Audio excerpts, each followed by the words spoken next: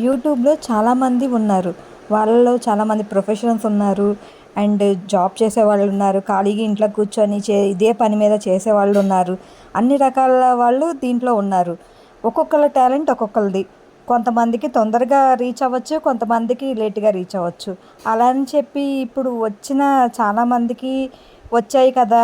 మనం కూడా ఫాస్ట్‌గా చేద్దాము, కంగారు పడి చేసేద్దాము అనుకోని యూట్యూబ్ చేసే వాళ్ళందరికీ నా ఒక సజెషన్ ఏంటంటే, నెమ్మదిగా మీ టాలెంట్ మీరు చేస్తూ ఉంటే అదే ఎప్పటికో రీచ్ అవుతుంది.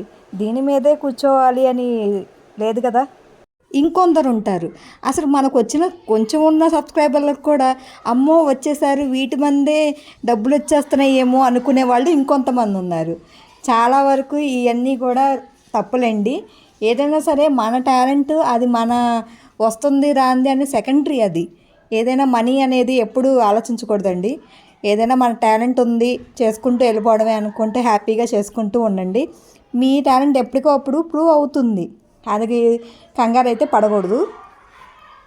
ఇంకా నా దగ్గరికొస్తారా, నేను ఏదైనా ప్రస్తుతానికి ఇంట్లోనూ జాబు అన్నీ చూసుకుంటూ, నా ఫ్యామిలీని చూసుకుంటూ అండ్ నా పర్సనల్ నా వరకు ఏంటంటే, నాకు అన్నీ బ్యాలెన్స్ చేసుకుంటూ వస్తున్నాను. అది ఇప్పుడొస్తుందా, రేపొస్తుందా, నాకు ఏ సక్సెస్ ఇప్పుడే రావాలని నేనైతే ఎక్స్‌పెక్ట్ చేయట్లేదు.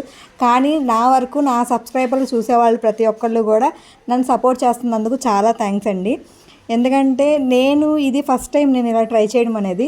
ఇప్పటికి కూడా నన్ను చూస్తూ ప్రతి ఒక్కళ్ళు ఆదరిస్తున్నందుకు నాకు చాలా హ్యాపీగా ఉంది. నాకు ఇంతమందే ఉన్నారు అని నేనైతే ఫీల్ అవ్వను. ఎందుకంటే ఈ కొంతమంది కూడా నా వాళ్ళు అనుకుంటాను. ఎందుకంటే నాకెవరు లేనప్పుడు నాకు వీళ్ళే నా వాళ్ళు అనుకుంటాను. ఇంక ఈ వంటకానికొస్తే నాకు ఈరోజు ఎందుకో చాలా డిఫరెంట్‌గా ట్రై చేయాలనిపించింది. ఈరోజు సండే కాబట్టి ఇంక మన ఇంట్లో ముగ్గురం ఎప్పుడూ ఇలా కలిసి ఉంటాం కాబట్టి ఏదో డిఫరెంట్‌గా ఒక స్నాక్ అనేది చేశాను. ఇది కూడా పిల్లలకి మా హస్బెండ్‌కి నచ్చింది.